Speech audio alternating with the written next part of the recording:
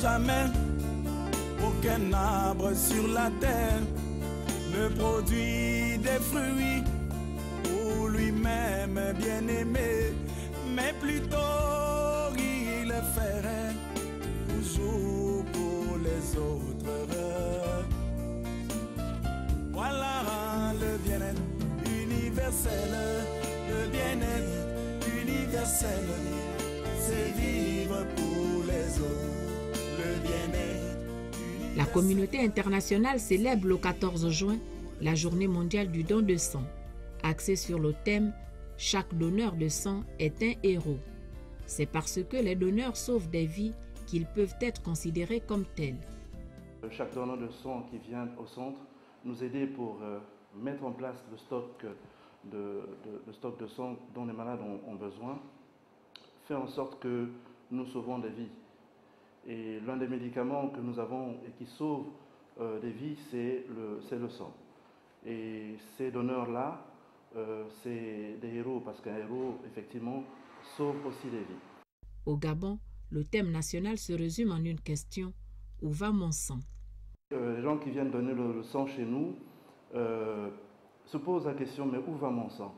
Et nous avons fait le choix cette année d'introduire aussi une campagne de sensibilisation sur les indications du don de sang. Et l'une de ces indications que nous avons retenues est l'insuffisance rénale. Bien sûr, il y en a d'autres, il y a d'autres indications, mais la première communication que nous avons choisi de faire, c'est sur l'insuffisance rénale. Le recours à la transfusion sanguine ne saurait être un acte banal, car si elle ne se fait pas dans les normes, la transfusion peut nuire gravement aux récepteurs du produit sanguin. C'est pourquoi une meilleure disponibilité du sang et de ses dérivés nécessite des donneurs avertis. La première étape de la sécurité transfusionnelle était le donneur. Et effectivement, à ce niveau, il y a ce qu'on appelle une sélection médicale du donneur. Et à ce niveau, nous devons évaluer trois aspects.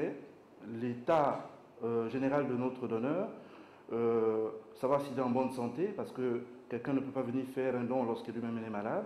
Nous faisons une évaluation de l'état infectieux en posant des questions pour savoir s'il y a eu un contact infectieux récent.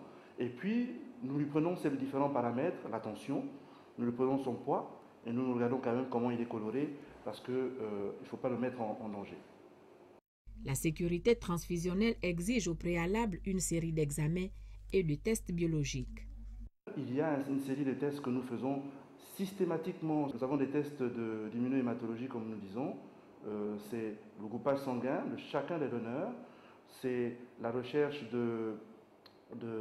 d'agglutinine irrégulière, c'est voir si le donneur a quelque chose, a des anticorps dans son sérum qui pourraient entraîner des incompatibilités. On est toujours au niveau de tests immunohématologiques, c'est un test qu'on appelle l'hémolyse. Là aussi, c'est rechercher des facteurs qui pourraient être dangereux pour le patient.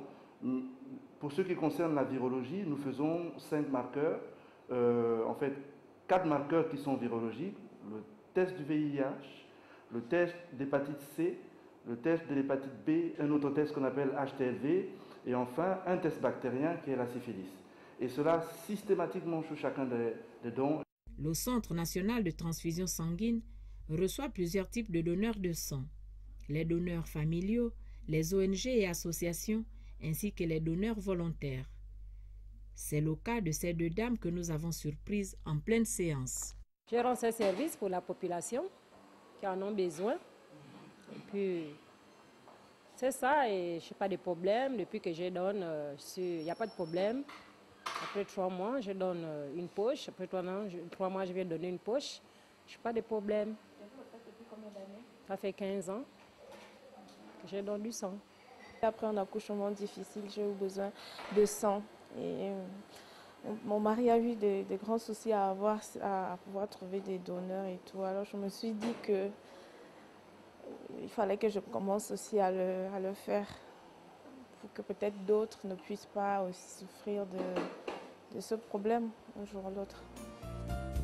C'est ça le bien-être universel, le bien-être universel, c'est vivre pour les autres. Le bien-être universel, c'est vivre pour les autres.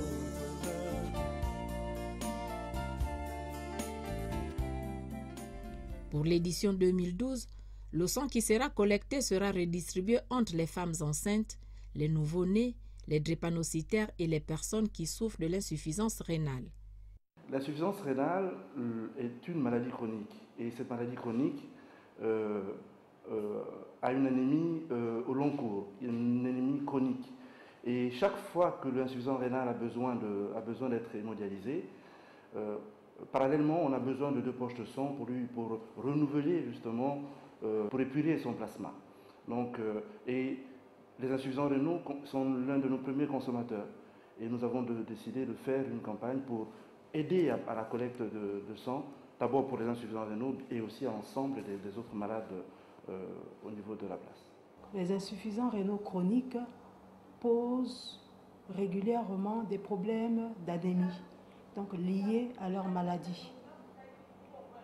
Donc, ils ont régulièrement besoin de transfusions sanguines. Nous remercions la population pour cet acte de solidarité envers les malades. L'élan de solidarité manifesté par nos compatriotes n'a pas laissé sans réaction l'un des bénéficiaires de ce don de sang.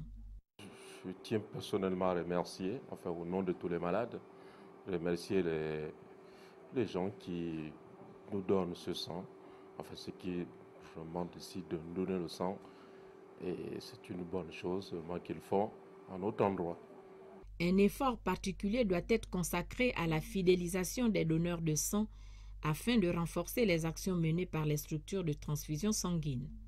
Merci aux donneurs, parce que les donneurs qui viennent nous aider, on ne les appelle pas au téléphone, ils se lèvent et viennent.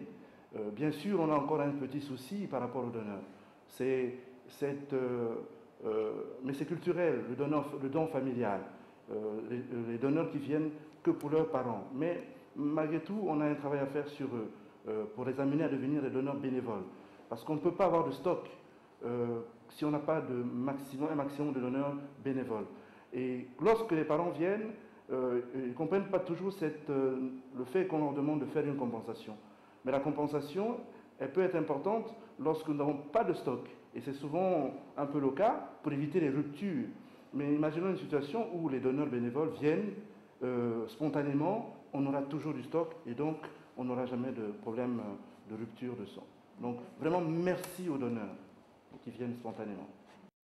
Au-delà de la célébration de la Journée mondiale du don de sang, le gouvernement de la République envisage la construction des centres régionaux de transfusion sanguine. Un projet qui figure en bonne place dans le plan stratégique Gabon émergent, qui, élargi à l'intérieur du pays, ce projet novateur va permettre au personnel des services concernés de faire la transfusion sanguine dans de meilleures conditions de sécurité. C'est ça le bien-être universel, le bien-être universel, c'est vivre pour